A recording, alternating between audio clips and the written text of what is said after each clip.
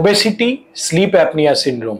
আজকে দিন এটা খুব কমন আর অনেকটা পেশেন্টের মধ্যে পাওয়াও যায়। এই মধ্যে সিমটম যা থাকে, পেশেন্টের খুব স্নোরিং হবে, নাক ডাকার একটা অভ্যাস থাকবে, আর এক্সেসিভ ডে টাইম স্লিপিনেস থাকবে। মানে দিনে বেলার মধ্যে পেশেন্ট বারবার ঝিমে যাবে, খালি বসলে টিভি দেখছে সে মধ্যে ঘুমিয়ে পড়বে বারবার, বা কোনো কাজের মধ্যে ঘুমিয়ে পড়ছে। এবার এটাকে প্রিভেন্ট করার জন্য কি করা যায়? কারণ এটা দিয়ে ভবিষ্যৎকালে হার্টের সমস্যা, হার্টের blockage, heart failure, atrial fibrillation, হার্টের বিদ্যুতের সমস্যা খুব কমন। তো এটাকে প্রিভেন্ট করার জন্য কি করা যেতে পারে? সব থেকে ইম্পর্টেন্ট, ওয়েট লস। তো চেষ্টা করবেন যে at least 10% body weight loss achieve করা যায়। নেক্সট, আপনাদেরকে রেগুলার এক্সারসাইজ করতে হবে, হেলদি ফুড খেতে হবে, ফ্যাট, হাই কোলেস্ট্রল ডায়েট, তেল, ঝাল, ঘি, মশলা এগুলো কমাতে হবে। আর যদি আপনি স্মোকিং করছেন, অ্যালকোহল কনজিউম করছেন, তাহলে এটাকে আপনাকে অ্যাভয়েড করতে হবে। এন্ড মোস্ট ইম্পর্টেন্টলি, যদি আপনার ঘুমের মধ্যে বারবার ঘুম ভেঙে যাচ্ছে, এরকম হচ্ছে যে নিঃশ্বাসটা বন্ধ হয়ে যাচ্ছে, তাহলে আপনি একটা রেসপিরেটরি ডিজিজ স্পেশালিস্ট বা কার্ডিওলজিস্টের কাছে এসে এটাকে প্রপারলি ইভ্যালুয়েট করান, স্লিপ স্টাডি বা পলিসomnography করান, আর দরকার পড়লে আপনার